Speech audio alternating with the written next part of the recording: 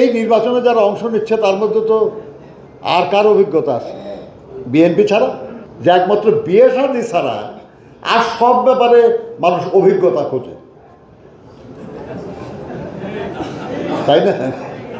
মানে একটা কাজের লোক নিলেও এটা খোঁজে যে তুমি আগে কোথাও কাজ করছো কিনা, নাকি জিজ্ঞেস করো না। শুধু বিয়ে শাদীর ব্যাপারে জিজ্ঞেস করো না যে বাবা আগে কয়টা বিয়ে করছেন কিংবা মেয়েটার কয়টা বিয়ে হয়েছে আগে। এই অভিজ্ঞতা খুব জরুরি না আর কি। বাংলাদেশে বলুন তো এবার নির্বাচনে যারা অংশগ্রহণ করতেছে, দেখেন একটা জিনিস বলি আপনাদের, এই দুনিয়াতে অনেক রকমের যন্ত্র আছে না? যন্ত্র একেবারে ছোটখাটো যন্ত্র থেকে আরম্ভ করে অনেক বড় যন্ত্র। কোকো ও শিয়া বাটারের ইউনিক কম্বিনেশনে তৈরি Natura expert care body lotion স্কিনের ড্যামেজ হিল করে, ত্বক রাখে সফট ও ময়েশ্চারাইজ। লুকিয়ে আর কতদিন, বাই বাই ড্যামেজ স্কিন। সবচেয়ে জটিল, সবচেয়ে মূল্যবান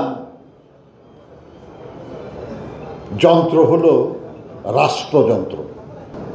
আপনি একটা ছোটখাটো যন্ত্র চালানোর জন্য আপনি যখন কাউকে নিয়োগ করেন তখন একজন সুপারভাইজার রাখেন, যে সে দেখায় দিবে, শিখায় দিবে, যখন সে শিখবে তারপরে তাকে আপনি মেশিন চালবেন, তারপরে চালবেন না নাকি? রাষ্ট্রযন্ত্রের মতো এত জটিল, এত মূল্যবান, এত গুরুত্বপূর্ণ, যেটা ভেঙে গেলে রাষ্ট্র শেষ হয়ে যায়, জনগণ নিঃশেষ হয়ে যাবে, সেরকম যন্ত্র আপনি অনভিজ্ঞ কিংবা অ্যাপ্রেন্টিস কিংবা এরকম কাউকে দিবেন চালাইতে? না দেওয়া উচিত না তো? অভিজ্ঞতা এই ব্যাপারে গুরুত্বপূর্ণ না? তো এই নির্বাচনে যারা অংশ নিচ্ছে তার মধ্যে তো আর কার অভিজ্ঞতা আছে বিএনপি ছাড়া? এবং গৌরবজনক অভিজ্ঞতা। বিএনপি ক্ষমতায় গেলে প্রথম ক্ষমতায় গিয়ে গণতন্ত্র পুনঃপ্রতিষ্ঠা করেছে, বহুদলীয় গণতন্ত্র, সংবাদপত্রের স্বাধীনতা দিয়েছে, বিচার বিভাগের স্বাধীনতা দিয়েছে, মানুষের মধ্যে আশার সঞ্চার করেছে, জাতীয় ঐক্য তৈরি করেছে,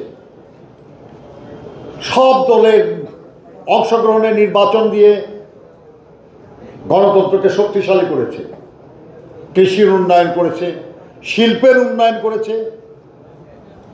বাংলাদেশ স্বাধীন হওয়ার পরে রাষ্ট্রের মালিকানায় শিল্প প্রতিষ্ঠার ইতিহাস বিএনপির শুরু।